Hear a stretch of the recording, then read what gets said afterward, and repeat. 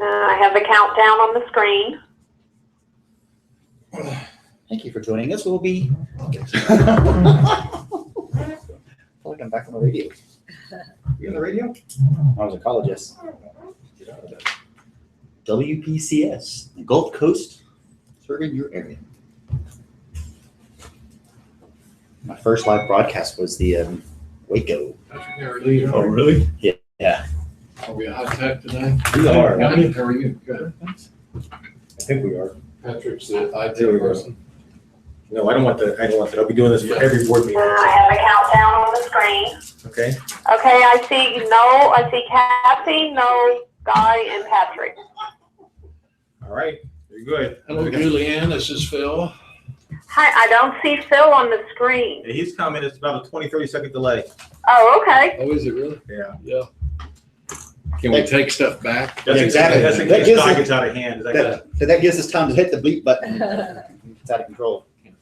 Okay, I see Phil now walking in. Okay, y'all are gonna have to talk loud.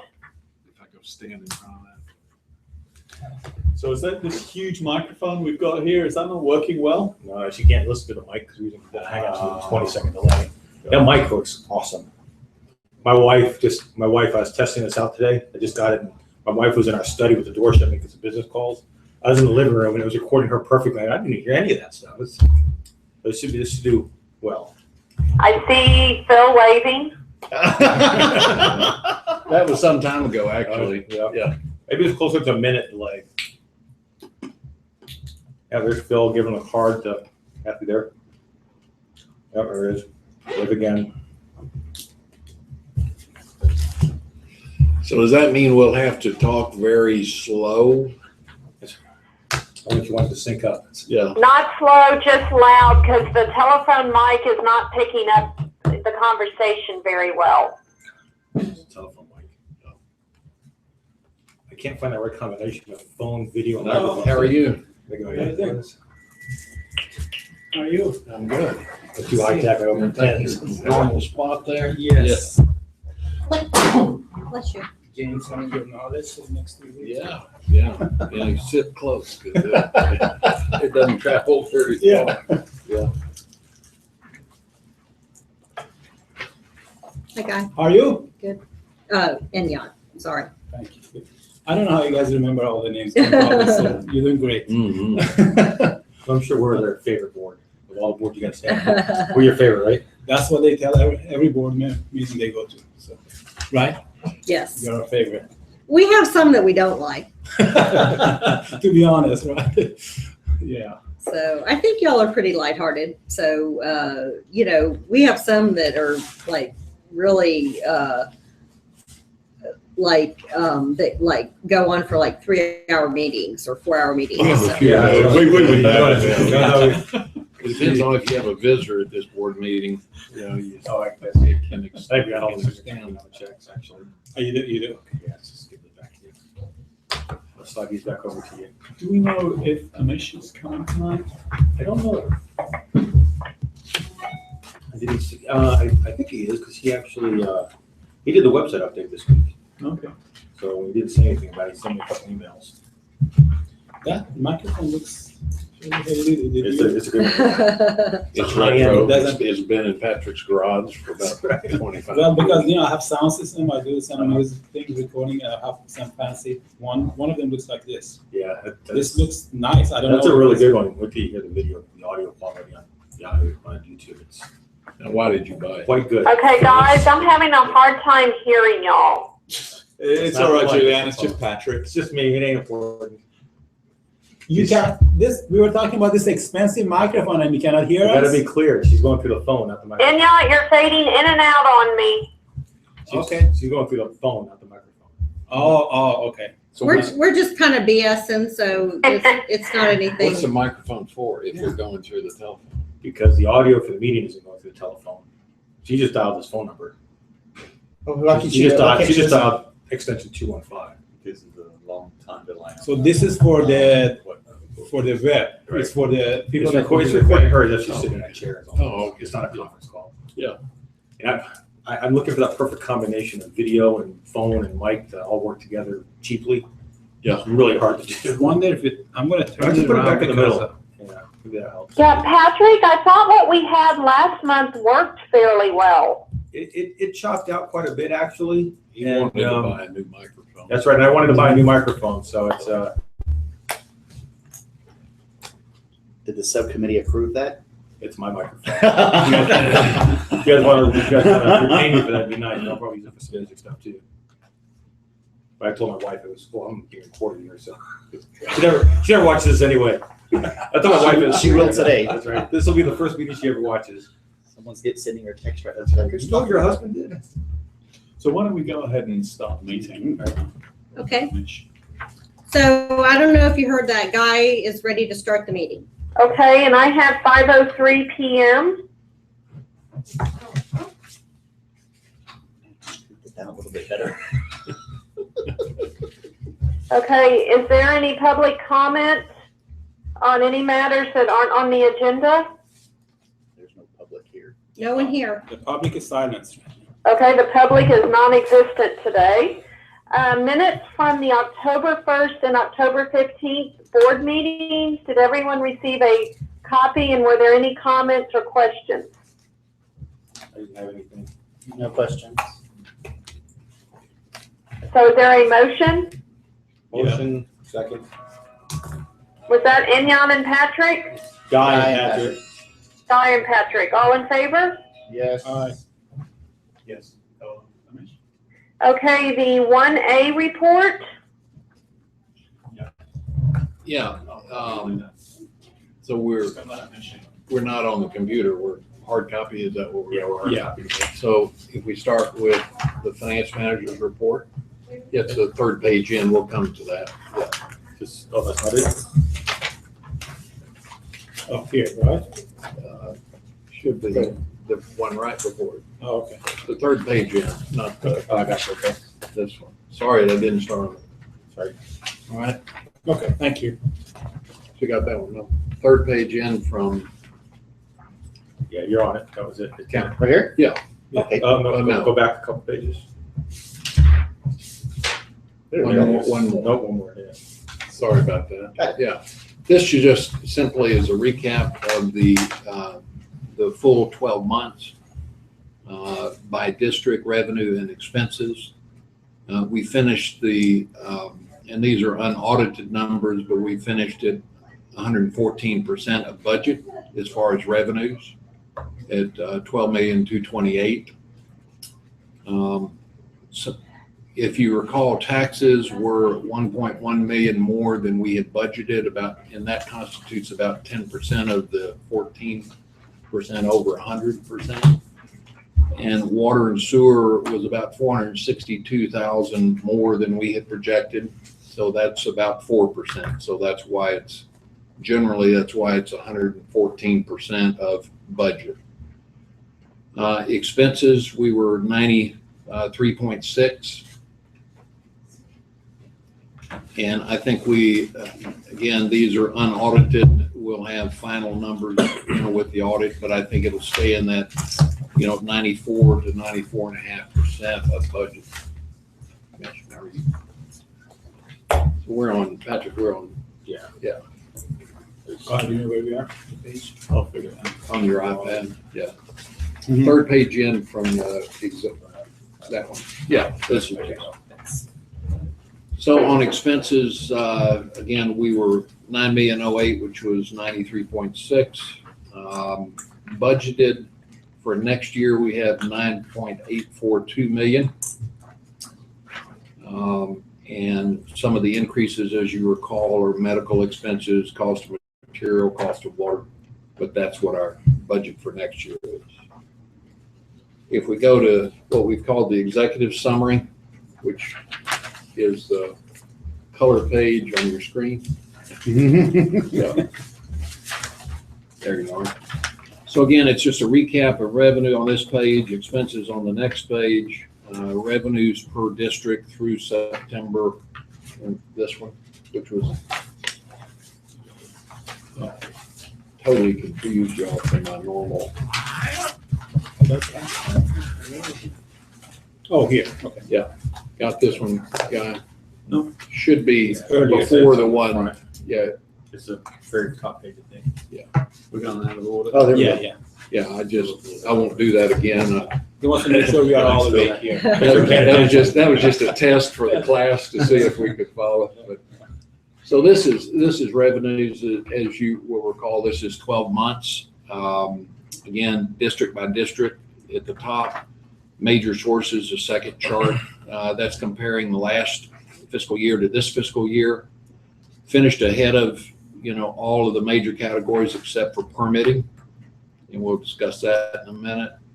Water revenues, we were ahead collectively, water and sewer by 2.07%, breaking that down to water separated from sewer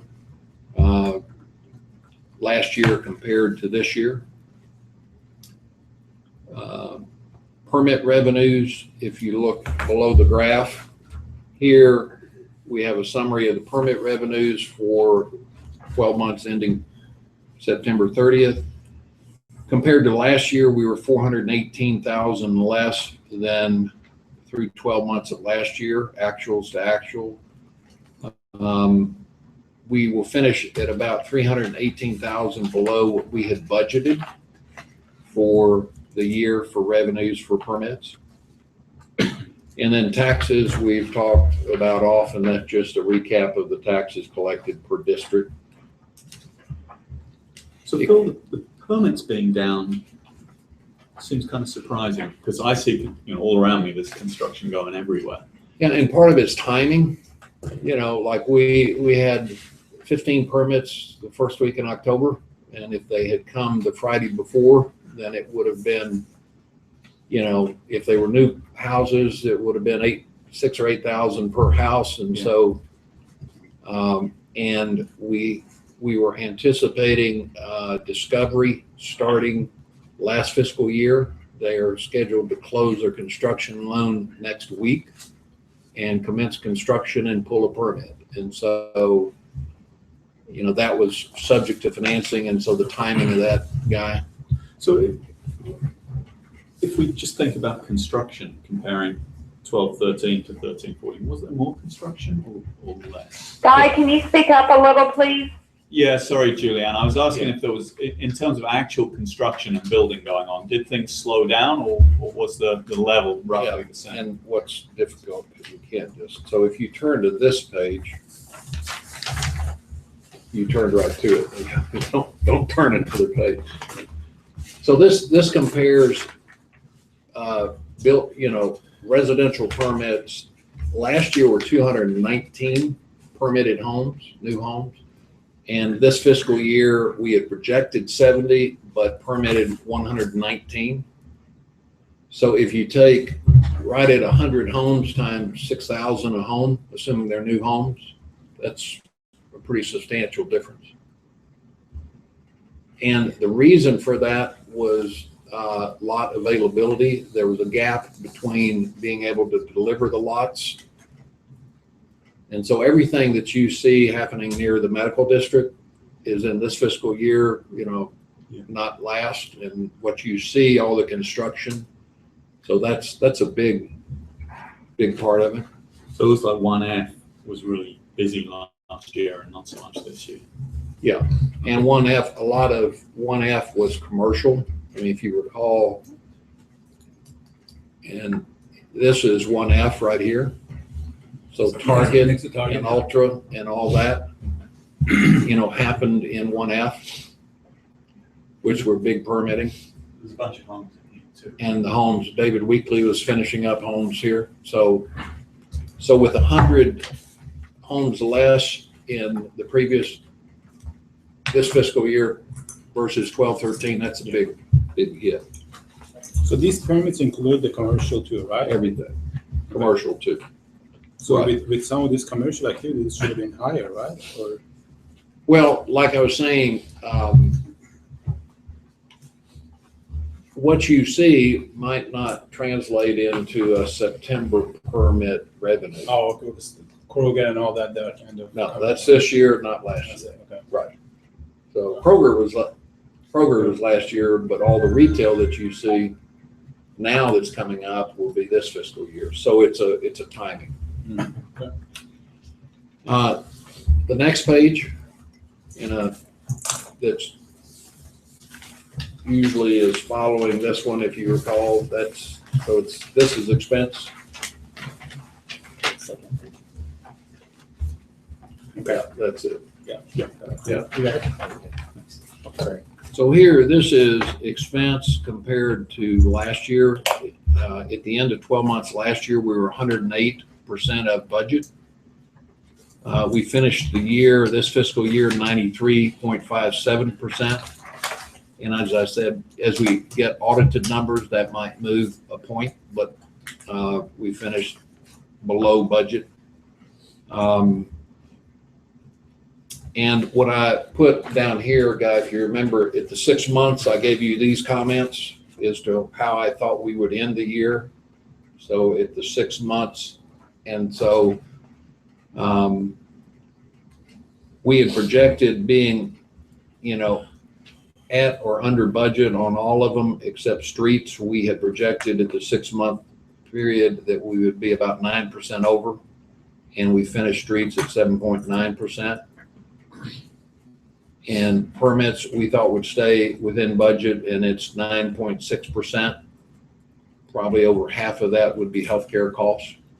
15,000 of the 30,000 were healthcare costs.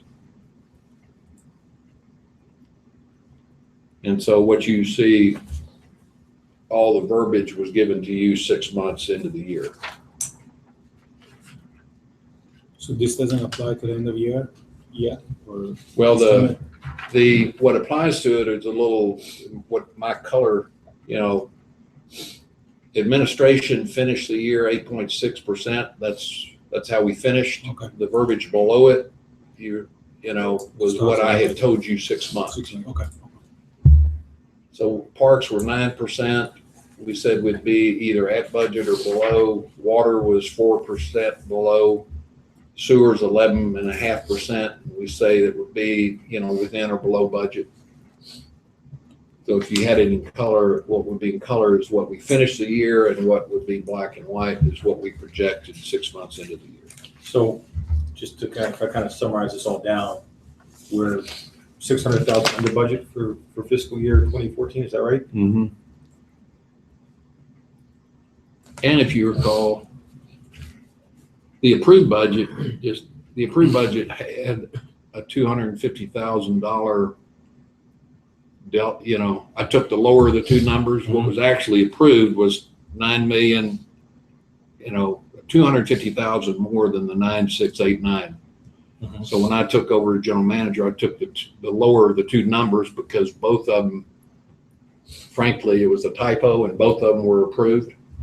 So I took the lower of the two numbers, and we'll finish at about 93-94% of budget. That's great. Exciting. Yeah. As long as it wasn't an over budget to begin with, and makes the numbers look good, right? Phil doesn't sandbag. Do what? You don't sandbag? No, No? I think he was aggressive on the budget to begin with. He took the lower of the two, right? I took the lower of the two and said we'd be there or below, and so that's what we wanted to do, and we finished. So we're 200,000, almost 300,000 under last year's budget too, 2013, right? If I'm looking at that correctly. Yep. Philip, on kind of jumping ahead to water and sewer revenue, Mm-hmm. I noticed that our sewer revenue for pretty much all the districts across the board, with the exception of 1G, is well over the budget. What do you attribute that to? As I'm far moving as, ahead a few pages, and I'm just looking at the actual water and sewer revenue. so which, It's on my Yeah, staff report, October 2014, submitted by Utility Billing, monthly Yeah, water and right. sewer report. yeah, Which one are you looking at? The sewer revenue is Okay. as follows, and on the year-to-date for districts 1B, 1D, 1E, and 1F, the year-to-date sewer revenue is well above what is budgeted. And do we know what that's attributable to? well, as we've talked about, E, had additional houses. F had commercial. And I would say it would be additional houses or increase in water use. You know, if you looked at the consolidated report, the water and sewer finished at 2% above what was budgeted. And yeah, but when you go up and look at the water revenue for D&E, Mm-hmm. that's below what is budgeted. And even for 1B, you know, our water is below what was budgeted. So it seems like those numbers aren't tracking each other like they should be, or the percentages. Mm-hmm. Okay, I'll look into that and give you an email. Okay. Yep. So the water right above it, year to date, is that right?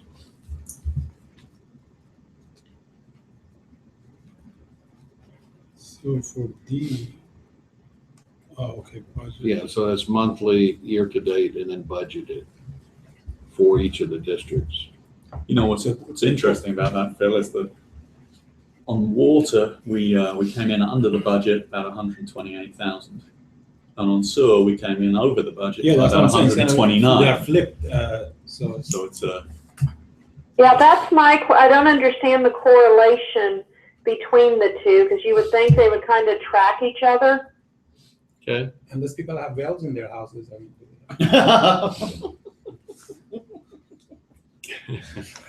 I'll look into that, Julianne. Okay. Yeah. As soon as Noah can compose himself, then we'll move on. This covers just water and sewer is the graph that we've used kind of to project. So that's through the year end. The next page. which next page? Yeah. I'm following this. Water and sewer, we've talked about water and sewer. Yeah, this is Something in the water. this is activity. Julianne, you're gonna have to be here from now on to keep the composure of the board members. We've lost Are they control. not behaving? No, they're not. Good thing there's We're- no- everybody's in rare form tonight. Yeah, Something in good the thing there's no water. video to document this. That'd be awful.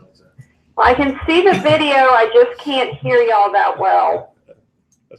So let It's me give okay. you just a quick update. We are permitting the first two model houses in District F and G up here off of Windhaven and 121. We have 20 acres of commercial that fronts 121.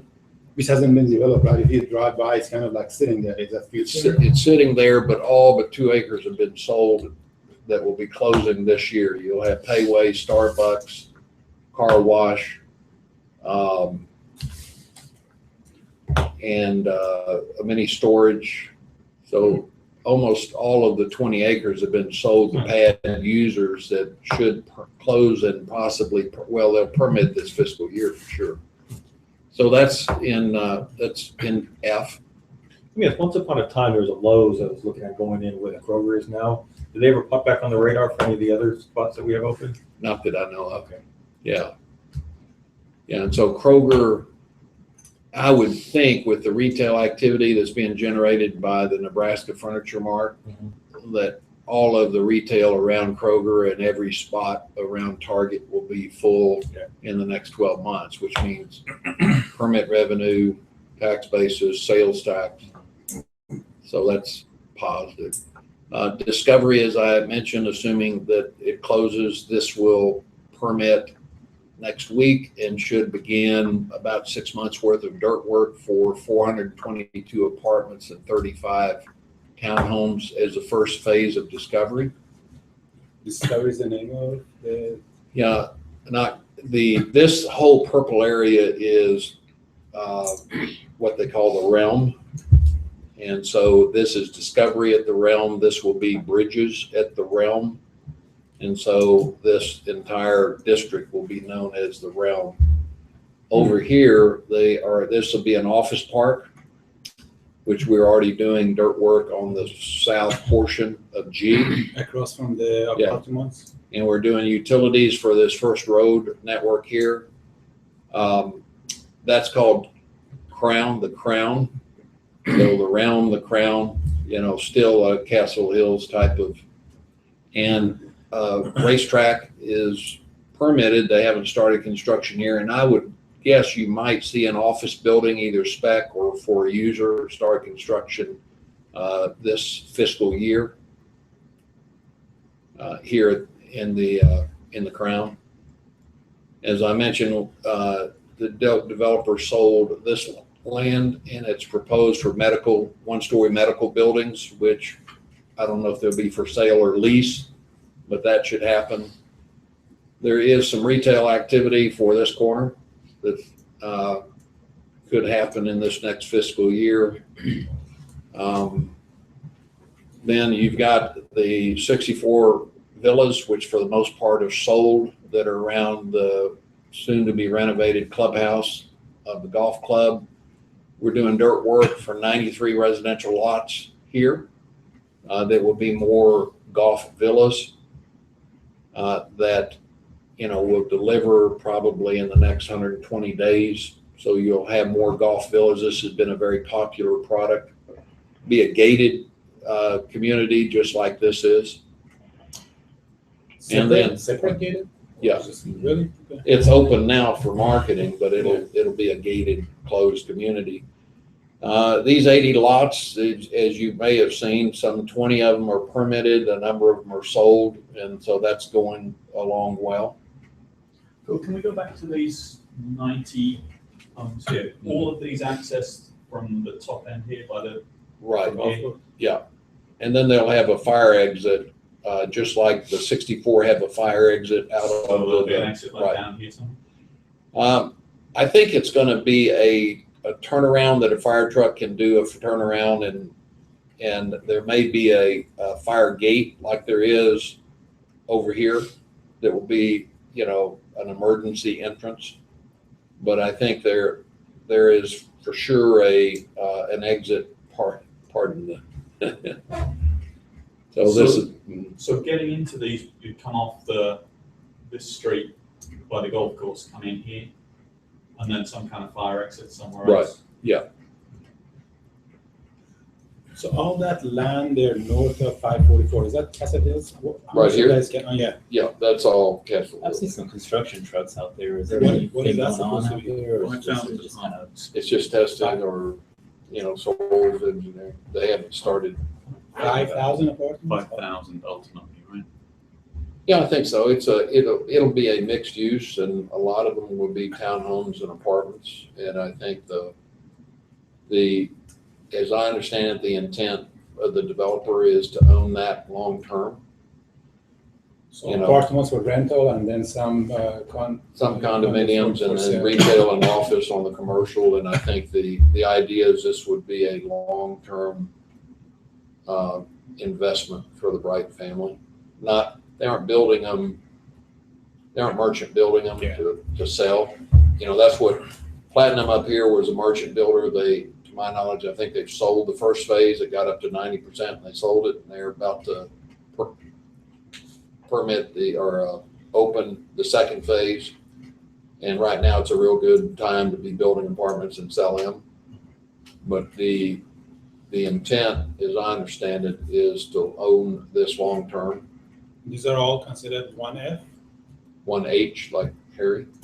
Oh, so This okay. is all 1H. 1H there, okay. Yeah, F is here Just and here. What's the latest on the bridges?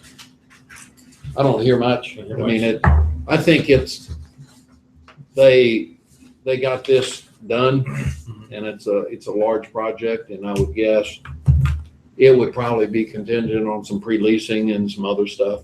Where's that go again? I was Fronting 121. in that. Yeah. In that It green- would, those this green is triangles, Castle Hills, right? and so it'd be right there. Okay.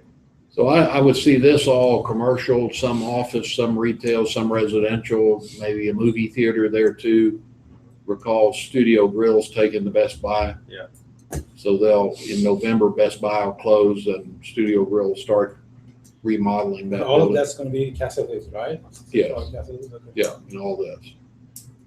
Just because it came up again in one of the forums that I frequent, To your knowledge, has a developer donated land for a high school anywhere around us? Is this just an urban myth? Not that I know of. And okay, Yeah. it pops up from time to time and it goes away for a while. Now, over on the other side of Josie, that's definitely LISD property over there because you see a sign that says LISD property, but I didn't think that was ever part of the Bright Farm stuff. Where is this from? Oh, I'm sorry. Over, You're saying over here? which one, where's Oh, Josie? there. Yeah, Josie's right here. Yeah, right here. So if you go up along here, you can see a little white sign on one of the fences that gates that say property of LISD. Really, I didn't notice that on Austin Ranch, part of Austin Ranch. Or? It's there about where that old farmhouse is, right? Kind of like along there where that with cows in the house. Remember the house being back there, it's definitely hilly and it's real pretty land over Yeah, there. in city of Louisville, I don't know exactly. Oh, that's Josie. Okay, that's not. Yeah, yeah. That's Josie there. Okay. So a large portion of this is in the city of Louisville for zoning. It would not be in Castle Hills, but Right. it may be a part of that. Okay.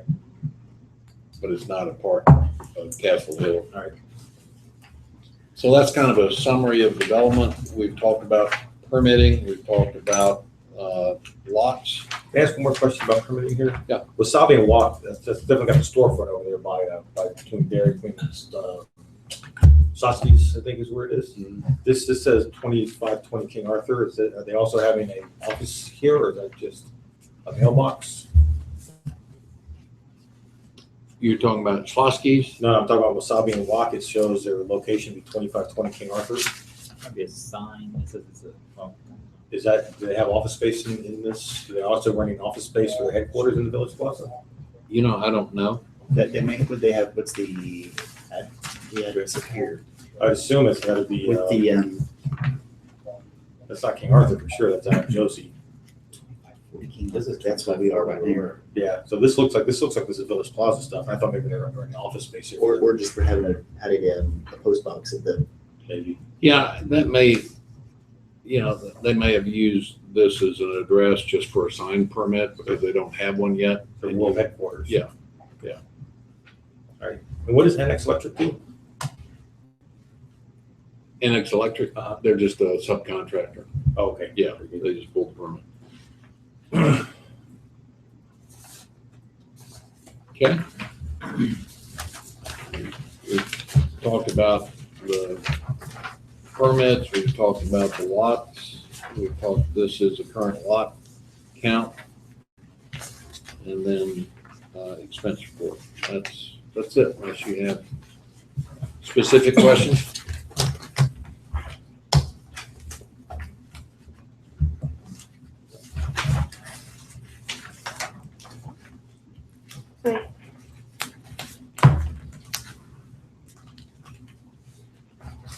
Julianne, I'm done. Okay, any more questions for Philip? The question: are we completely done with all that stuff for the pump house and all the payments from the Yeah. insurance? Are we completely done because there was some back and forth with the insurance company and? No, I gave a summary report of that several months ago. We signed off with the insurance companies. We got in excess of what our costs were plus the upgrades. We got the insurance paid us our cost plus because we made some upgrades that were necessary so it wouldn't happen again. And so we felt like we did well. There was a lot of water that was lost at the time too, so I don't know if that was. Yeah, it was all recovered. The water, the labor, the overtime, I mean, everything, a very detailed list. And so we signed off with the insurance company and got, our cost plus. So I think we did well. But there was no, if there was any delegation between the engineer that had signed off and all that, that's between insurance company and.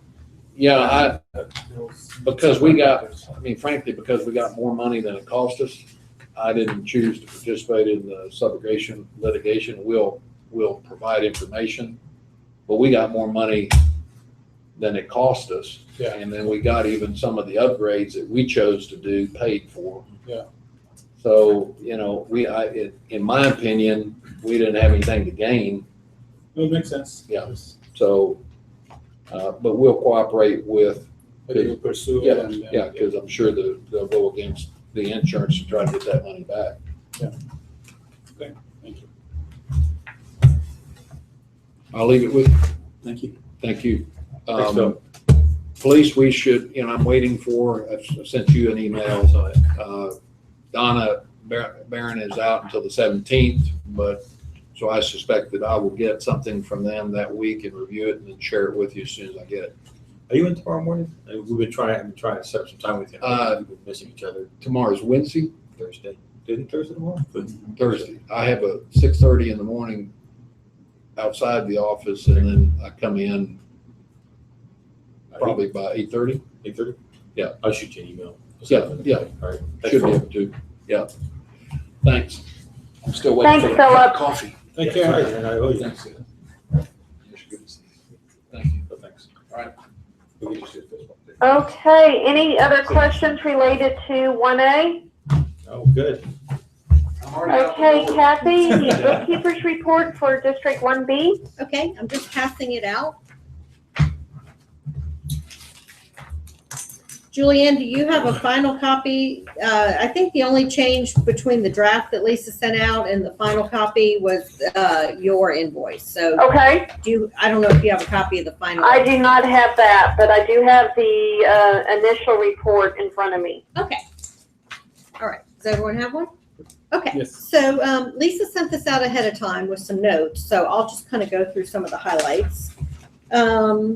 On page 2, your general operating account, you have $76,000. So there's no need to make a transfer at this time. And then, as I was just saying, the bills that we're paying down below, all the payroll, and then to SK Law. So that's the only additional. And then Lisa has this note, and to tell you the truth, I'm not quite sure what it means. It says hangover item from last meeting. The invoice from Denton A dated 9/12 for $28,000 has not been resolved. So I don't know if, Lisa will take care of that. So anyway, so that's the deal. And Lisa and Charles had exchanged some emails on that. And I'm not sure where that was left, but I do know they've been communicating as recently as last week on that issue. Okay, I'm sure she'll take care of it. So she just had that in the notes. And then your tax collections remains at 99.78%. And then on your debt service fund, which is page,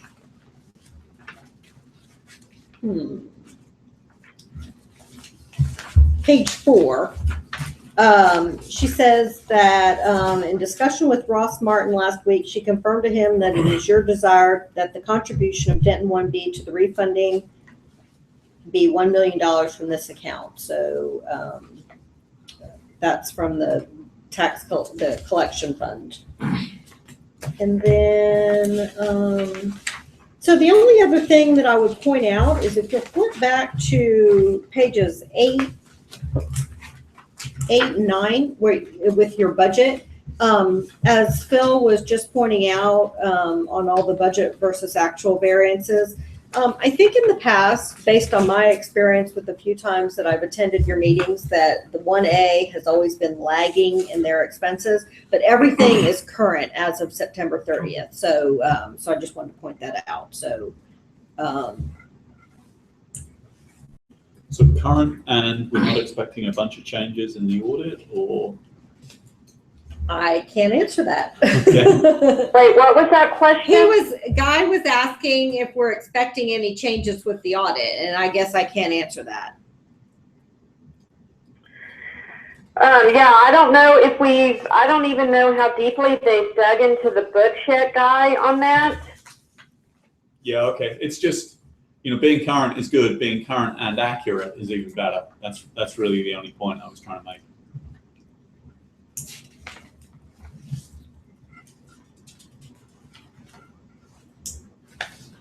So unless you have any further questions, Lisa has a lot of notes here about the budget versus actual, and I can go through them if you like, or. They're in the packet here? Yeah, they're not in the packet. Oh. They're in the email that she sent you. There's a right behind that. I don't think we need to go through them unless Right after anybody. that. I just, if we just boil this all down, it looks like we did very well. So let me just kind of hit some of the highlights. The 12 months of utility billing revenues is 97%. Commercial revenue is 30% under budget. Overall, all utility revenue was 98% of budget. Property tax collections were 100% of budget. Expenses were, Denton 1A, water and sewer expenses were 87% of budget.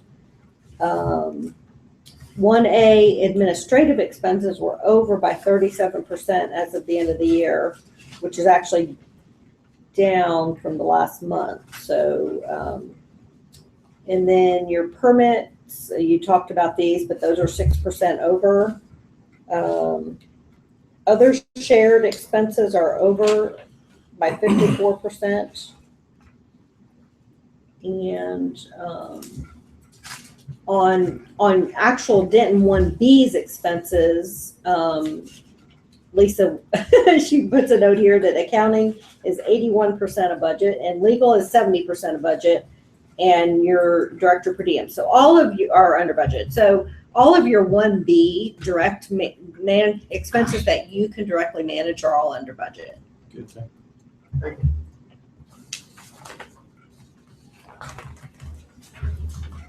That's good news. It is.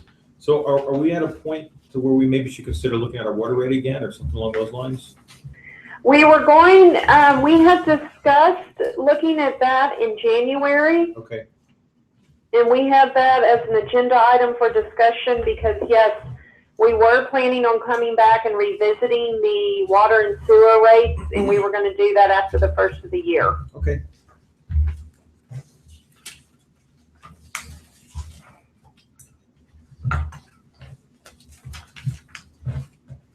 Okay, any other questions for Kathy? Shouldn't let her off the hook that easily. And yeah, I was just saying that you're letting me off the hook too, or everybody's letting me off the hook too easily. No, they'd ask the tough questions.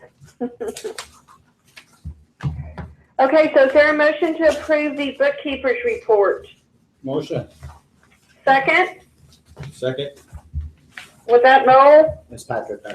Patrick, okay, I apologize. I can hear Inyat and Kathy great, and everyone else is a little muffled. Maybe what we'll do next time, I'll get a longer extended, longer Cat 5 cord. I'll try to bring that phone out to the middle. Yeah. Well, I think next time I will be there at the meeting. That makes it even easier. Or let's figure out how to connect that good mic to the phone. I will let you form the subcommittee for that.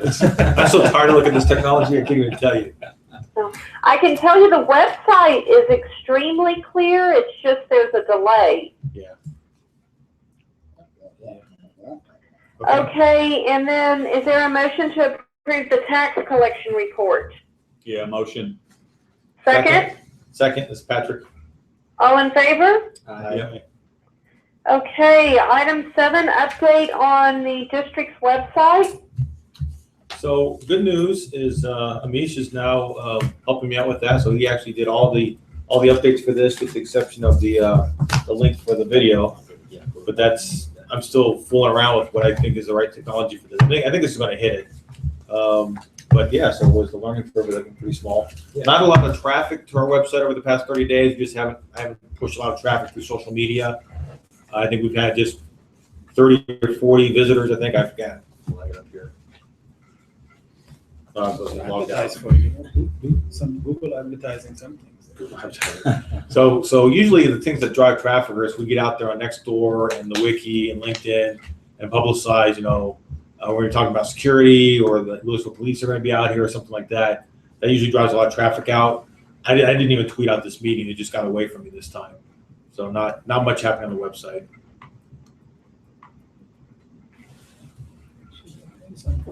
Okay. Item number 8, discuss any action regarding additional security to serve the district. And Patrick and I had exchanged a few emails. Does our security committee kind of want to update on what's transpired since our meeting on October 15th? Yeah, I can give you a little update. So probably the biggest thing is went to the 1F meeting, no, the 1D meeting, and you know, a lot of talk out that meeting. But really, I think what they're doing right now is they're holding steady and say, let's see what Louisville Police comes back with by way of recommendation. Their preference seems to be all Louisville Police, which I think is kind of, you know, where we left this off too. All things being equal, I think we'd rather have police than the security. But the things that cause them pause and us pause overall is this concept of there are already 10 people down in Louisville. What does that mean for us exactly? Sent some emails back and forth. I guess I probably should have printed out that document that I presented to the 1D meeting, but I don't have that handy, unfortunately. I thought we were going to send it to all the boards. Did we? So it was sent out to. I think, did I send that out or did you send that out, Julianne? I did not send that out. I brought it to the 1D board. 1D was the only board that met. And the email exchange we had was, you know, you had put it together, and I thought you said that you sent it to a few people. I don't know. I sent it to representations, representatives that have been at some of these meetings. But the idea was to present that at the board meetings, and no boards met last month except for us and 1D. 1D, okay. Yeah. Well, I did receive correspondence from Tony Munoz, the only resident of 1F, and he's basically said that he wants to go with Louisville Police as his first option also, which I think is consistent with what everybody else is saying, if that's an option for us, it's viable. So I'm sorry, go ahead, cut you off. no. I mean, that's it. I mean, I think at least our board, at last meeting, we said that we are willing to, you know, spend maybe 30,000, you know, a quarter or third of one shift, right? So that's what they have said. But I'm not even sure if the other boards are ready to even do that, you know? So it's kind of, they give the impression that they're ready to hire 5 additional guards, but when it comes to spending the money or coming up with a firm decision, yeah, there's nothing there. So I did hear secondhand, so this is, I guess, hearsay, but at least one of the board members on the 1E board, so they're interested in security, but they want to hire their own and not have that interact with anybody else. So they want to hire their own security guard to just control 1E.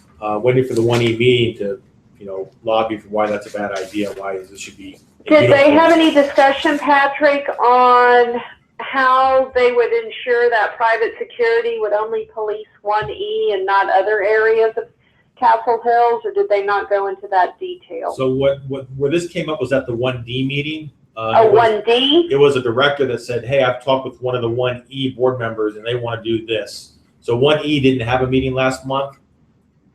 So when they have their meeting, I'm planning on going to that meeting and talking to them about that. I would suspect that's one of those comments that somebody made without thinking through all the details of how that would work. You know, just let's just take care of our own neighborhood and forget about the others. Yeah, I concur. I don't think any other boards have thought about that. Maybe Bruce and 1D, but the other boards I don't think have just thought about all the ins and outs and the angles and difficulties that this board has. So that's why we're trying to lead that discussion. So anyway, consensus is let's wait and see what Louisville comes back with. If it looks reasonable, we may want to say, can we get 2 of those? We'll just have to see, I guess. Let me ask you this. Okay, and I can touch base with Donna, just kind of, you know, even though Philip may be talking to her, just to see where the city is. I'm meeting on November 17th with Steve Bacchus on another matter with one of my other districts.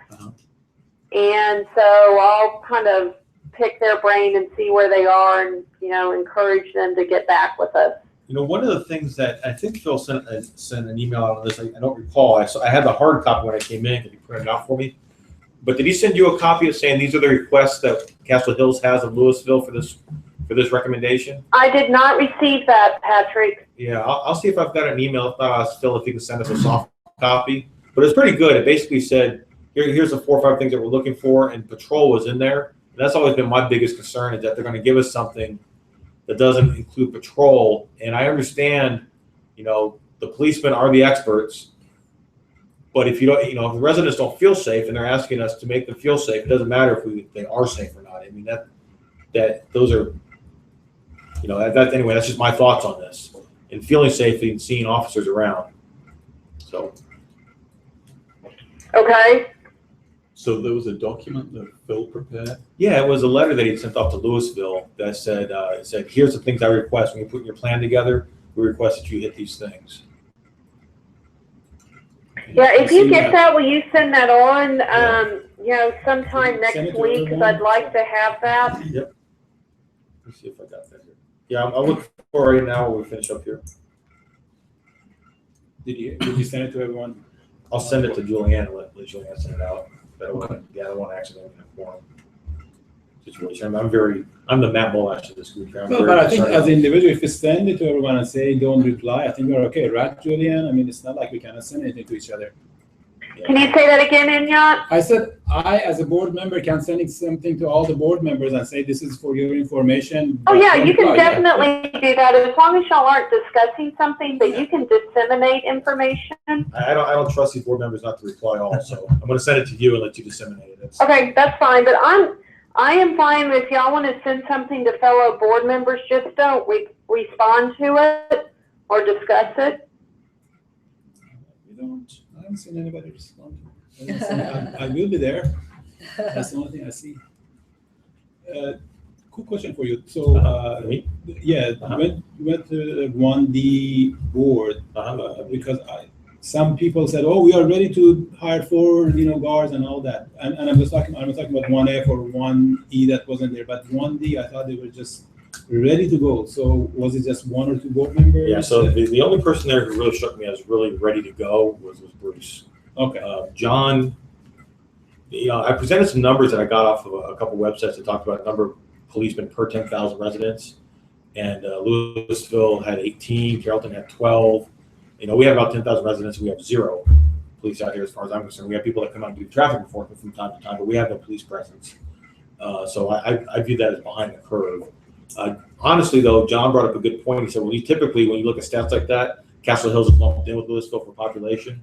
So we should be part of the 18th, but it doesn't matter because they're not out here. So Yeah. they can count us in there, but we're not getting a police presence. So anyway, Bruce was very intent on the solution. John just wants to wait and see what Louisville comes back with. And there was another gentleman, I forget the other board member, I haven't met him. Kim was kind of quiet, but there's another board member, a gentleman that seemed to also be more of the same thought John as is John. the guy that came and met with us. You said he had met. Is that John or not? The one that's Phil. Bill. Yeah, that's Bill Lux. Bill. Okay, the one that said he had met with the developer about.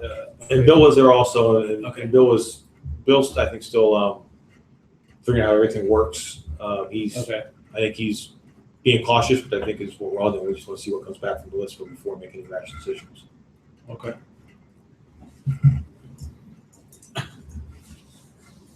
That's all I have.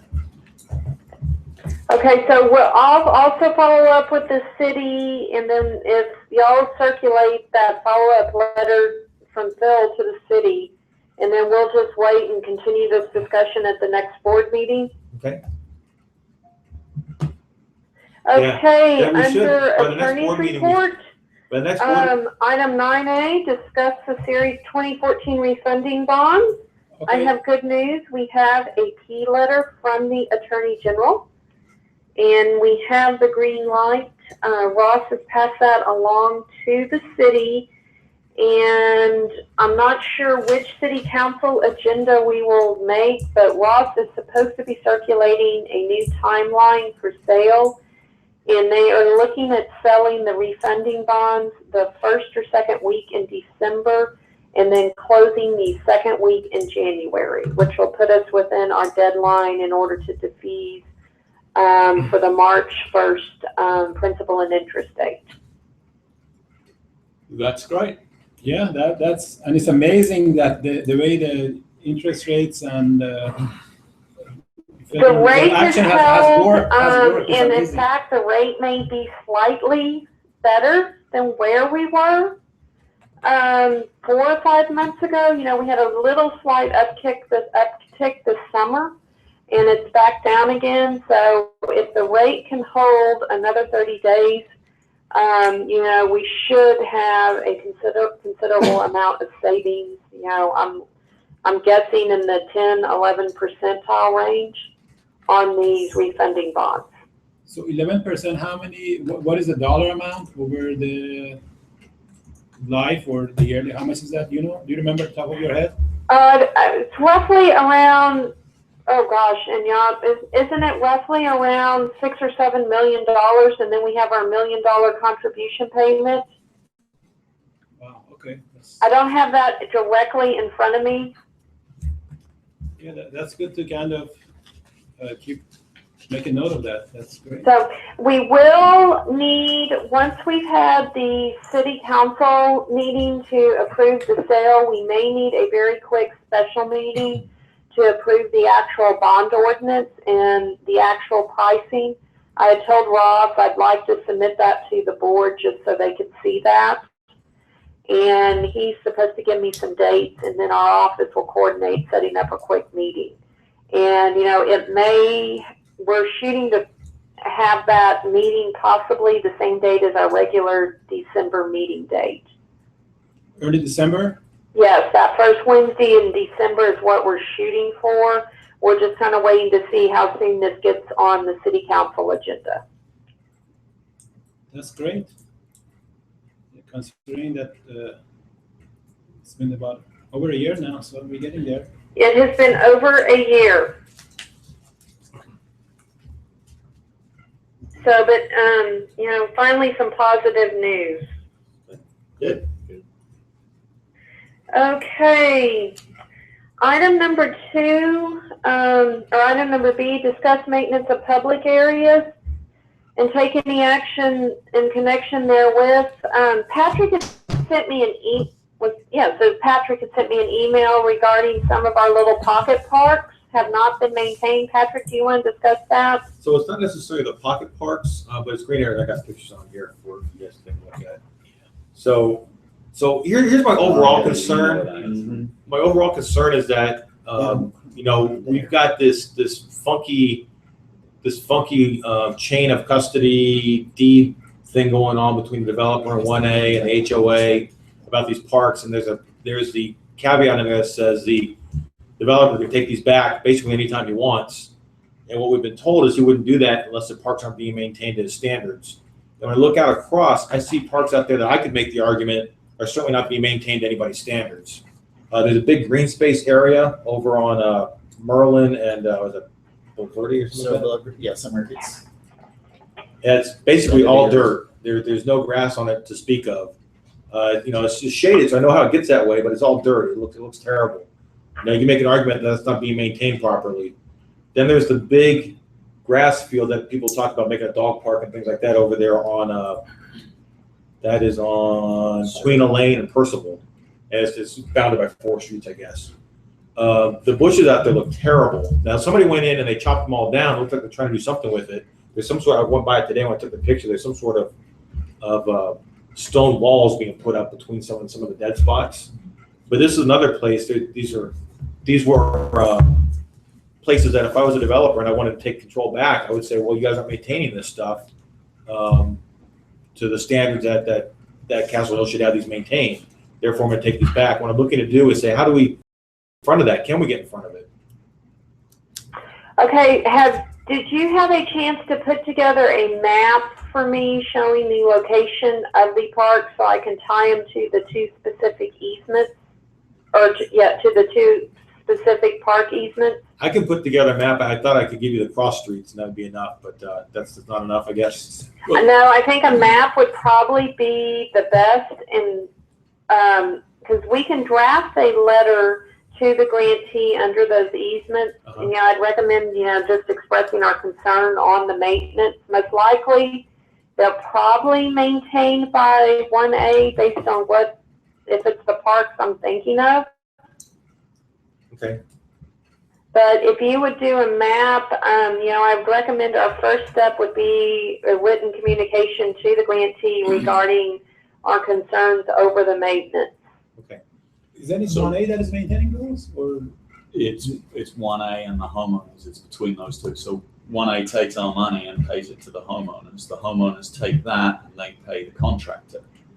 And somewhere in that chain, well, clearly the contractor's not maintaining these to Patrick's. But these are supposed to be expectations based on the HOA That one is- yearly money that we pay, right? It's supposed to Correct. come out of that, right? But how is 1A paying them for it if it's, Well, because HOA gets the So money? the money comes from 1B. 1A have a budget line item for parks maintenance. They charge us whatever the number is, $60,000. That goes to 1A. From 1A, it goes to the homeowners. And from the homeowners, it goes to, is it Infinity? I forget who it is now. But it goes to the landscape. But is it because they're owned by HOA, right? Those parks are owned by HOA, right? No, the parks are currently owned by the developer. Developer, okay. And they've granted an easement to the HOA or 1A, depending on the location of the park, for maintenance, and he has the right, the developer has the right to revoke it with 30 days notice. Correct, but the maintenance of it is the responsibility of the district, right? Well, some of them is the HOA, some are the district, and that's why I wanted the map, because I wasn't sure just from the description. Because the descriptions and the easements are referenced by plat. So Julianne, this goes a long way beyond Patrick's two examples here. Those are really just preliminary examples. Yeah, the Dragon Park So is definitely. the Dragon Park is a real mess. How is it, is just? Yeah, all the grass is, going dead and turning to dirt whenever it rains. Went out there one time, took my daughter out there, and It's muddy. just muddy shoes. Yeah. So I guess part of my concern, Julianne, is that there's a lot of areas that have issues, and I'm a bit concerned that they may come back and just up the budget on us. Well, it looks like they may be focusing on the new parks that are going in, and the current ones are being neglected, and that's, So I think, my point on this is not so much we should get these taken care of. I mean, they are kind of ugly and I'd like to see them get taken care of. But what keeps rolling around in my head is when I was at the HOA meeting and there's a lady that spoke up, said we paid a premium for a golf course view and you're putting villas up. And what the developer said was, well, does the golf course owe you anything? And that resounded with me and rings with me over and over again, because he can come back and say the same thing about the parks. These little pocket parks, these places that you can stick a house on very easily. You can probably put 5 on that big green space over there. You put more. I counted one time. Yeah, you put a bunch on You there. put like 20, I think, on that. Yeah, and I can just see that being Or said. you Well, would- does that park owe you anything? You could put a big apartment complex there. Yeah, you could 5,000 apartments there. Yeah. So that's my big concern is that it's clear that he can come back and say, we want these parks there, and he can give any reason he wants. He didn't have to give a reason. But the reason that we were given was he wouldn't do that unless they weren't being maintained. Well, Correct, clearly and these now aren't. they're not being, I think it's a legitimate concern. So, okay, so I'll draw a map for you. Okay, and I'll get a draft letter circulated around. And that relates to a later item on the agenda regarding the amendment of the rate order. If we can skip ahead to that. We had discussed, I think at the October 1st meeting, I have prepared an amendment in the rate order regarding no taps on any tract of land designated by plat, deed, or easement or otherwise utilized as a park or recreational facility, that it cannot receive any connection, any residential connection. We had discussed putting this in the rate order. It could be challenged, but at least we're taking some proactive steps on, if they do try to come back, and unfortunately this only affects the parks in 1B, but we have some grounds for denying any sort of additional connection for a residential use. I'm not comfortable that this would stand up in court, but at least we have something in writing that we can say, no, you can't get a connection for this. Right. And if you look on the rate order, this is on page 3. Section 2A3, there's an additional provision. Y'all should have a copy in your packet. I've lost track of, It's on the very last here. Let's look at that. is that this? Looks like that. It's at the very bottom. This? Oh, is this it? Slow down, go front. You looking at the text? Yeah. Insert, that's right. Oh, okay, very good, all right. So Julianne, there was a paragraph inserted on page 3, and I think there's a note on page 4 as well. Yes, there's a reference on page 4 where we talk about the connection charges, and it just goes back and states that any connection approved as a park irrigation connection subject to the new provision, that we're not going to give any sort of connection, additional connection on land that's currently used as a park or recreation facility. Okay, I like it. I don't think it's 100% safe. Uh-huh, You know, I'm gonna go on record for that, but it's better than nothing. okay. And I take it, Julianne, you don't have an approach in mind that's 100% safe. Well, no, because unfortunately the district doesn't have park powers. Yep. And, you know, we're talking about, and I've talked to a couple of other mud attorneys in the Dallas area, you know, we are looking at trying to get park powers for the Dallas area mud this session. The problem being that, you know, it's expensive. Because it requires a constitutional amendment, so we're probably looking at a $200,000 to $300,000 lobbying effort to get something of this nature passed. But we have approached all of the mud attorneys in the Dallas area on this matter, Ross included, and there's some interest. The question being, you know, is the community going to get organized enough to get something passed? If we had park powers, and if it's the same park powers that are allowed for Houston districts, a district can condemn for parks within its boundaries. And we could condemn those tracts for their current and present use, and then ensure that they are maintained as park property. You know, absent putting a deed restriction or a permanent easement on the property, you know, unfortunately, we're not the landowner. Yeah, right. And we don't have, you know, we're limited in what sort of governmental controls we can do. Once Louisville comes in and annexes us, you know, Louisville would have the authority to condemn for a park. Yep. But we're looking 3 to 5 years down the road. So the authority is with the HOA? Is that how it is for all the mud No, districts? the HOA doesn't have authority to condemn either in yacht. They are a nonprofit corporation, and they do not have condemnation authority. So right now, who does in this district, in this situation? Right now, the developer has ultimate control over the use of these tracts of land, and they have granted recreational easements to the HOA and District 1A, but they have a revocation clause. Upon 30-day notice, they can revoke the easement. Okay, and when it becomes City of Louisville officially, then that goes away. Well, developers Louisville control. would then have the authority to condemn the land for parks.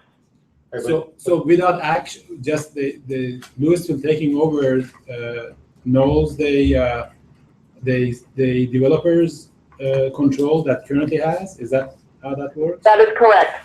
But isn't that only if he doesn't take him back within 30 days? So if Louisville came back and said, on March 30th, 1B is not going to be part of Louisville, and the developer said, oh, as of January 30th, I'm going to take these parks back.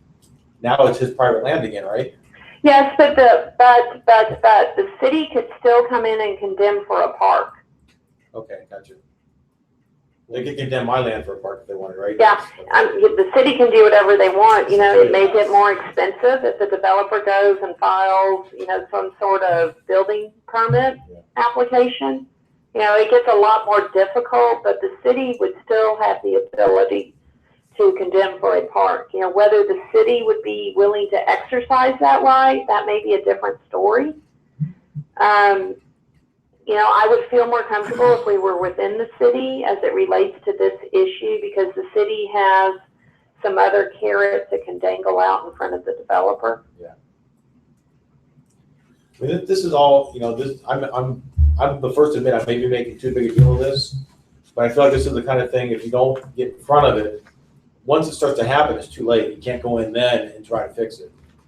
Well, the thing is they're. And I hear you, it's just, with the way they have set this up, we have limited rights. Sure, We can, the best avenue, absent sending a letter, requesting the maintenance, is public support and public participation on this issue. Okay. So do you need a motion to approve this amendment to the rate order? I do need a motion. Well, I propose that motion. Is there a second? I'll second.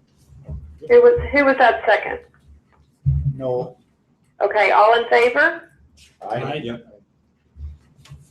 And then would y'all like me to draft a letter also regarding the maintenance of the parks To who? to the HOA and 1A? I think it's probably worth doing. I think you're right. They'll probably come back and say, give me more money. But Maybe putting these signs up telling everybody to turn on Merlin to go look at it, and it's like, I agree. Yeah. Yes. no, I'll draw you a map. Okay, will you send that to me? I will. Okay, Let me ask you this. I think I can go out to Denton CAD, and I know where these are. If I was able just to give you the plats from Denton CAD, could I just send you those? if that would work also. Okay. My drawing. And we can get on a call separate tomorrow or Friday, Patrick, if we need to, and I can get on and we can kind of talk through it. Okay.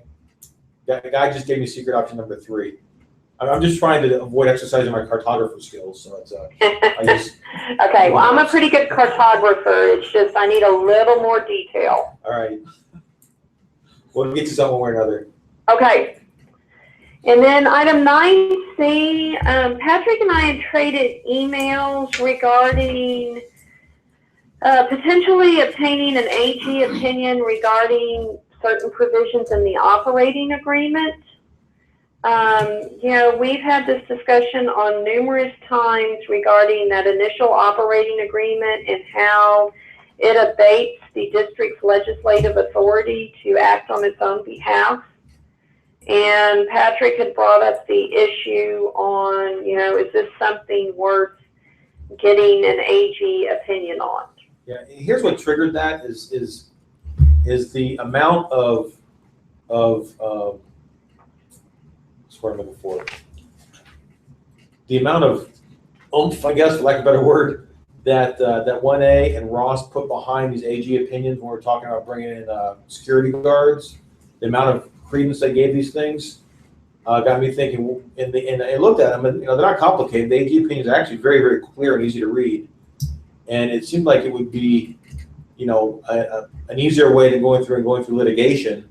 At least get an AG opinion, get his opinion on whether he thinks we're right or wrong on what you had just stated before we take another step.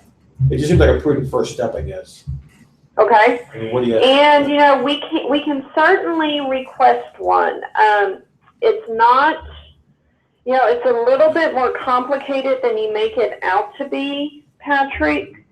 There's kind of a lot of behind the scenes items that have to occur in the submission of an AG opinion. Uh-huh. But it is something that we can do. Those opinion requests need to generally be drafted in a broad manner, and you can't be in active litigation when you request one. So our timing's good. We're not actively in litigation with 1A. We would need a committee chairman to submit the request, which I think that's fairly easy. Ken Paxton's going to be our next AG, so the process is going to take probably a little longer than it normally would. Instead of the normal 3 months, we may be looking at 4 to 6 months just with the transition period. Yeah. And, there's going to be some legal expense in preparing and, coordinating the AG opinion. So, I'm guessing you're probably looking at maybe $15,000 in doing that. And, we can certainly, I feel like it is a valid issue. I don't think, y'all know my opinion, I don't think that provision in our operating agreement is legally valid, and I think it could be turned over by a court of law, and this may be a good first step. So It's just, do y'all want to go down that route? I'm sorry, okay, so what are we talking about what part of the operating agreement? What are we talking So about? it's a part of the operating agreement that says, way back when 1B is going to pay $10 to 1A, and 1B becomes advisory only, 1A gets to make all the decisions, and we can't represent our constituency. Okay, so Yeah, so that's broadly speaking, I guess, what we're talking about. Is that your opinion also, Julianne? Can you say that again, Patrick? I'm sorry. So broadly speaking, this is the part of the 1A operating agreement that says the district 1B in this case is advisory only, and we can't represent our constituency the way we've been elected to do so, because we can only advise. 1A makes all the decisions. Yeah, it basically abdicates all of our legislative authority in making decisions on how our revenue and expenses occur.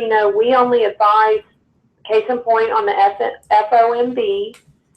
We make comments and they're under no obligation to take them.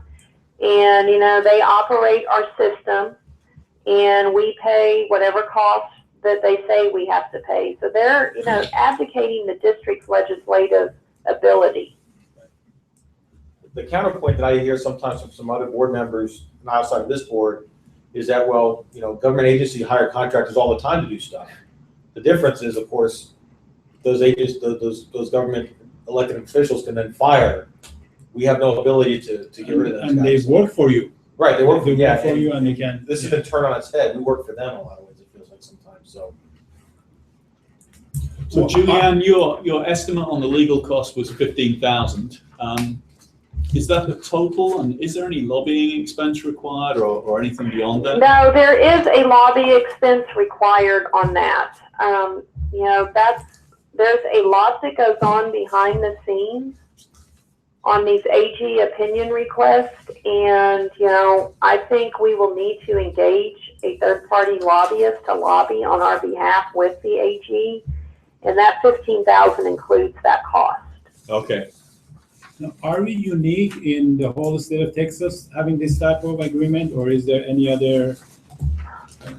None of my other master districts are set up this way in Yacht. The ones I'm personally involved with, we usually have an advisory board that includes a representative from each district, and they serve on a master district board and make decisions. Or we have what we call a joint powers board. Mm-hmm. Or we have elected representatives on our master district. So none of my other master plan communities have this set up.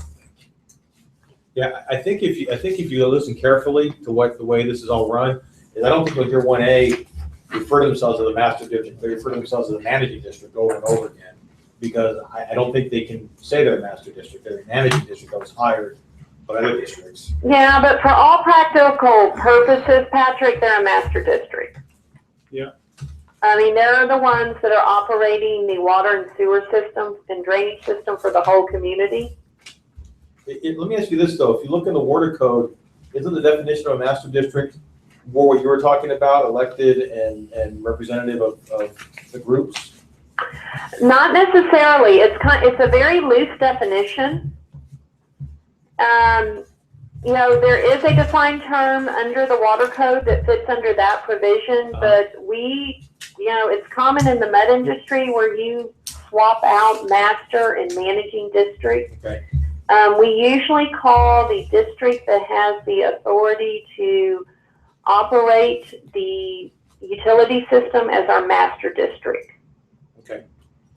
So, you know, I kind of view it more as just a generalized term, a practical term rather than a legal term. Small m instead of capital M. Yes. You know, one thing to bear in mind, you know, this will require lobbying on our part. I'm quite certain that 1A will engage lobbyists on their part. And, you know, this gets back into that catch-22 that will also be subsidizing any efforts by 1A to lobby for this. So, Julianne, Which I think that's a great argument on our behalf that, hey, we're, you know, we're having to pay them to fight us on this. Yeah, the proof of the case right there.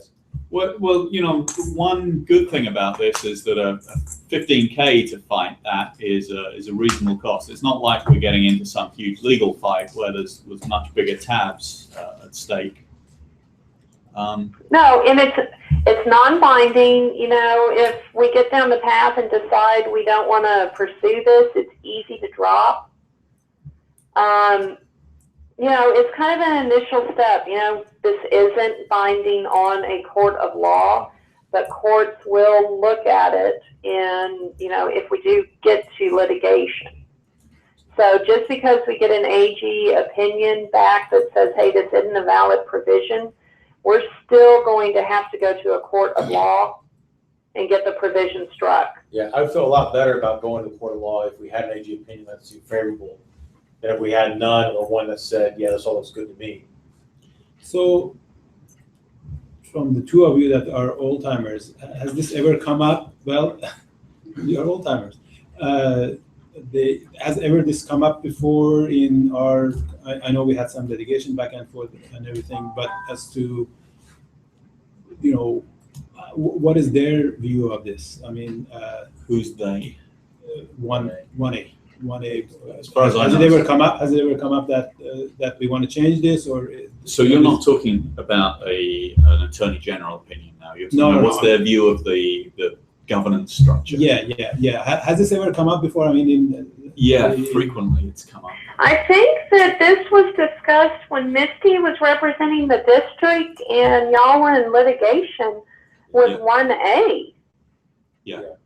So their view is that they act in our best interest. Whether we like Of it or course. not. Yeah. So and their view is that the governance is the way it was set up when we purchased the house here. We should have known that this is how it works. okay. So their view is So very there clear. wasn't- There's not a problem here. This is not unusual. It's just the way things are. They interpret it very, very broadly. We're trying to pigeonhole them into. I mean, it goes back to even things like, you know, the fight to hire our own legal counsel. We were told can't do that. 1A has to contract all professional services. We fought with them and we have our own legal counsel, own bookkeeper. Water rates, we were told can't have a different water rate. 1A sets the water rate for everybody. We make recommendations. You must abide by that. We kicked and screamed. We got our own water rate. So this is coming over and over again in little pockets. And I like to just kind of give it a death blow and say it's all bad or there's nothing we can do about it. Let's move on. So Julian, can I just try and talk through the process here, how this would work? So Okay, sure. you would put together a letter, a request. and Well, then- no. Okay. No, first, before we even started that step, I think we would need to discuss with whoever, we would need to coordinate who would submit the AG request. To make sure that we have someone that would be agreeable to submitting that. And I think, you know, I think it's going to be fairly easy to find somebody And to that's submit something, that. that's something that you would do for us? I could do that fairly easily, or I can get one of my partners that lobbies in Austin to talk to some committee chairs. Okay, so that's step one. So it's an Jane, let me ask you this. Is attorney Jane type. Nelson y'all's state senator? She is. Okay. She She'd probably be perfect to request that. My concern with Jane is she's going to be very busy next session. Yeah. But, you know, I feel certain we can find a sponsor, but I'd want to have that sponsor lined up before we actually started drafting the letter. Okay. So Jane has sent representation out here at least once. We met with them. She sent that girl to that meeting last year. Yeah. And I know that about 2 years ago, when we were out talking with Coleman, he had pointed us toward Jane Nelson, Senator Nelson, but she wasn't our representation at the time. So now she is. I think she'd be interested. Ron And Simmons. who's y'all state rep? Ron Simmons. Who? Simmons. Ron Simmons. Okay. She has about 5,000 boards around, and I don't know who is running against him. He's the only one. You have a guy, there's. It's impressive. Amis pulled out the card from the young lady who was here a year ago. I'm very impressed. I've got all kinds of stuff. Yeah, It's that's fine. amazing. So Julianne, so step one is you would find a requester and begin a dialogue there. Correct. Following that, then you would draft a letter, Correct. and then the letter would be, I guess, would go to the requester and on to the Attorney General. Yes. And then in parallel with some of that, I guess the lobbyist would begin a dialogue. Would begin dialogue with the AG's office. Okay. And, the good news, Paxton's from the Dallas area. And, Paxton's a pretty good guy. I think this is something he would be pretty receptive to, listening to. You don't directly work with Paxton, but ultimately, they have weekly meetings where he hears about these requests. And, I'd probably recommend that residents also contact the AG's office expressing their concerns. And, there's a lot of behind the scenes dialogue that goes on with these requests. And can you explain the lobbying piece of this? I understand that we would want somebody to be talking to them. What about the other side? How do they find out about it, and how do their lobbyists get involved? Oh, well, I don't know what Ross's office does or what Bright's office does, but, we look on the AG's website usually once or twice a month. Okay. Where they have pending AG letter requests, and I have a paralegal just kind of take a look and see what's out there. And I assume other firms do that also. So they would either find out that way, or the AG's office would inquire as to give us more specifics about this, and the AG's office may reach out directly or indirectly to District 1A and or the Brights, if the Brights were a political supporter of Ken Paxton, which I assume they were. Oh, I bet they are. So the word gets out. Yeah. You can't bury one of these AG requests. Okay. Now, you said you need to have a sponsorship of a representative, just one, or? No, we need at least one committee chairman, or there's a couple of commissions. Their chairman or boards can request, we're limited by state law who can actually request an AG opinion. The most likely requesters are usually committee chairmen. Then that's a state senator or a state representative that is a committee chairman. And this person is committee chairman? I don't know. Jane Nelson, yes, she may be chairman of the finance committee. Okay. The comptroller can request, and the new comptroller is going to be Glenn Hager, who's a close personal friend of mine. And, if I ask nicely, Glenn may even put in a request. I think he'd probably defer to Jane since this was her district. Yeah.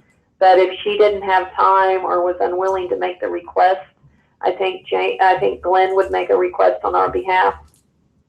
And the opinion is simply saying, is this legal or not, or what is that? Well, is this valid for this agreement? And I need to think on this, but is this provision in the agreement valid because it takes away the district's legislative authority? And, and we'd have to do, we basically prepare a brief that, there's case law out there saying you can't contract away a political subdivision's legislative authority, and I feel like this is what that operating agreement has done. And for provisions, provisions such as this one, are they valid or not? And this is foundational to everything else. I mean, if that goes away, I think a lot of things open up for us. Yeah, because there's case law in yacht out there that, a political subdivision can't enter into obligations that take away the legislative control of future boards or future city councils. And I think this falls within that, but there's nothing specifically on point as to this language. And I'm sure this will also bring up that it's not just this board. There is 7, I don't know how many boards are, 6 or 7 boards that are in the same situation. Of course, we are requesting that, but right? So Yes, that is a possibility.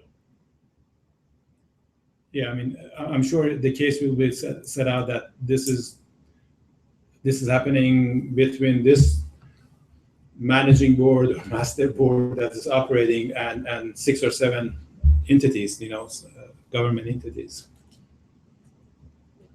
How many boards do we have? 7, 8? I don't know. 8, yeah. So I don't know that I would wait around for the big rally cry from the other 7 boards. No. Yeah, we're with you. Well, no, I'm Like saying everything else will look behind us and there'll be nobody there. no, I'm not saying that they will say anything. It will state the fact that the other 7, 8 boards are in the same situation as we are in, right? Yeah. So. They're just not contesting it. And that could, those other boards could say, we don't have a problem with this. It could come back and, they could come back and say this isn't an issue, we're fine having 1A act on our behalf. And they may contact them and ask that, right? Yes. Okay. We'll contact 1A and say, are the other boards happy with you representing them? We'll say, yes, they are. And that's how I'd see that happening probably. Yeah, I don't know. So what do we need to do for today? Is this approve the money today? Is this approve a small Well, piece to do a? I think my recommendation would be let's defer. We're going to be meeting in 30 days and let me make some very quiet inquiries Okay. before we go too far down the path. I'd like to have a little more information before y'all make a decision. All right. That sounds good. Sounds good to me.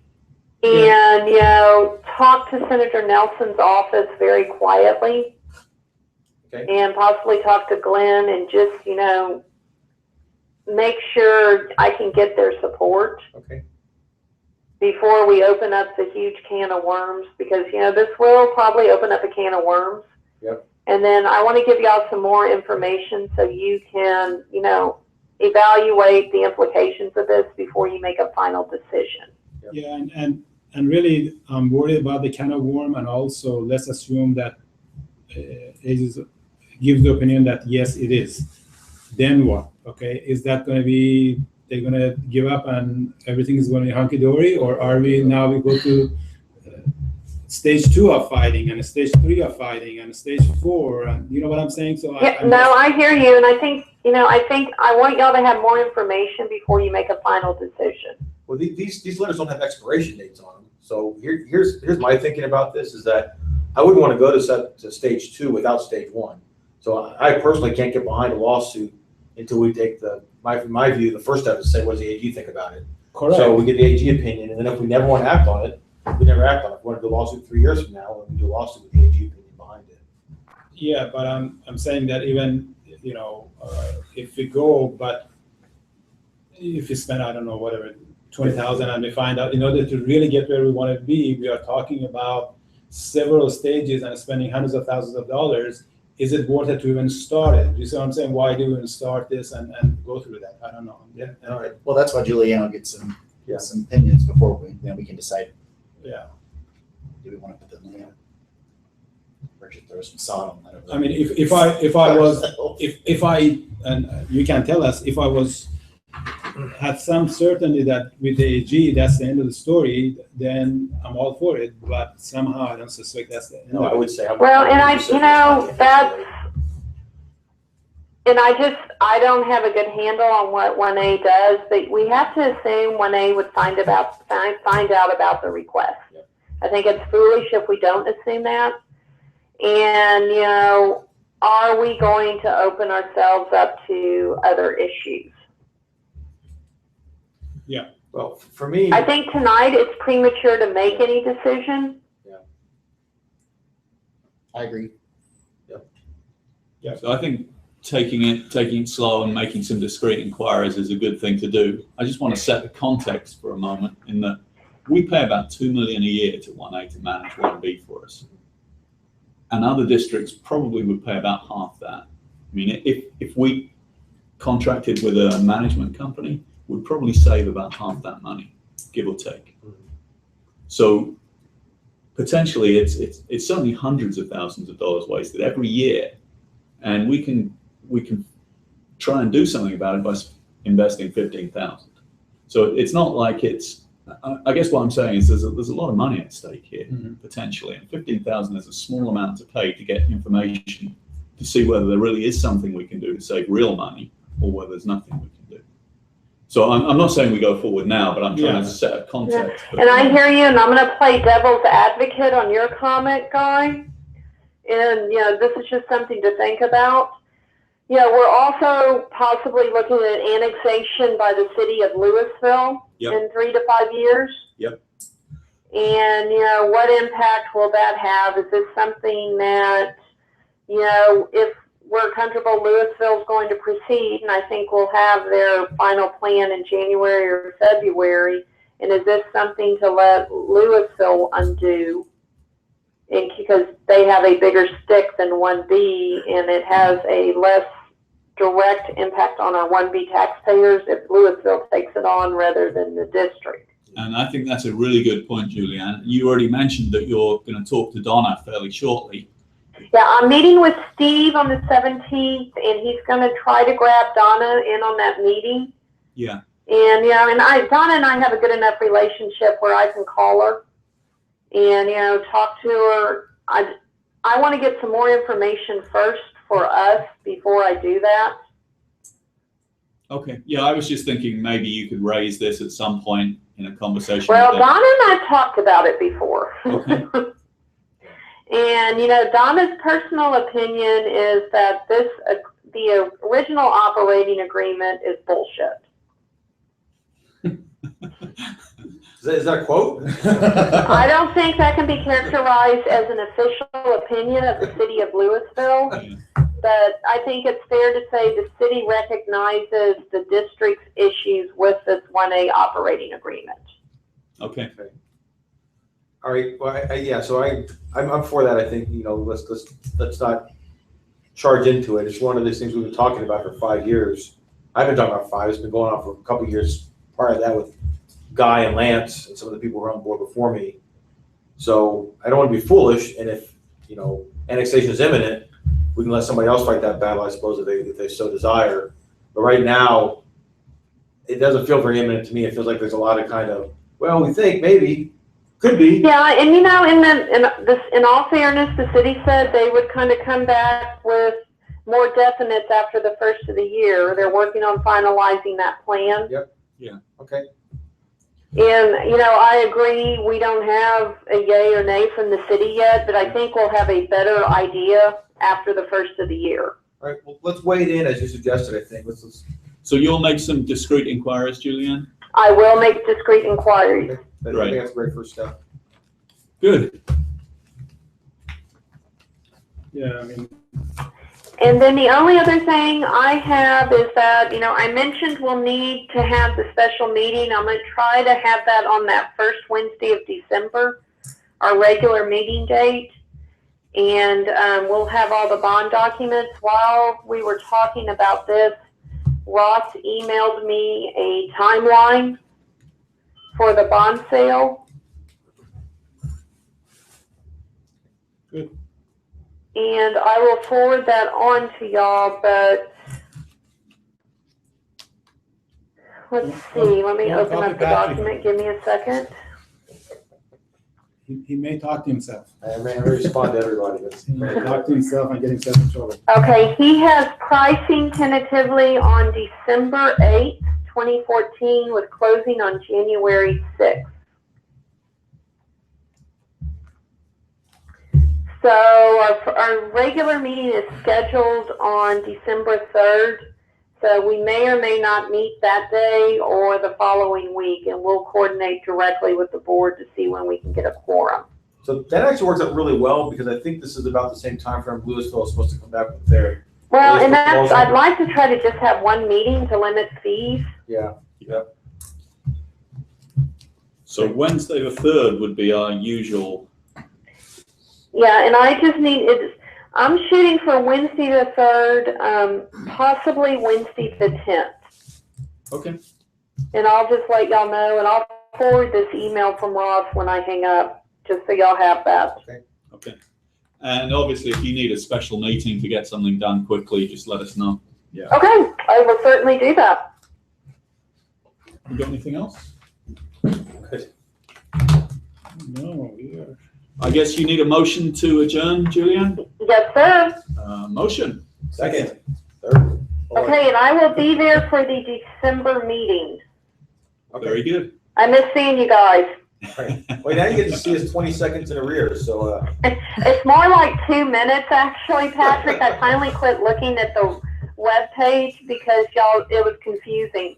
I guess that's so much of a delay. Although I got a very nice picture of Philip looking directly into the camera, very close up. You might go turn it off in a minute. Y'all have a good evening. Thanks, Bye, Julian. Bye. Okay, bye, Kathy. Thank you.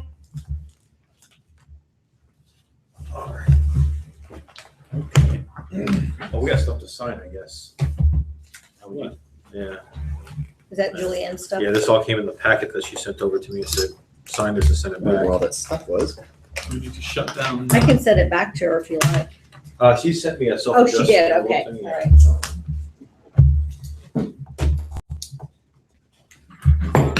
Let's get it going. Who's the secretary?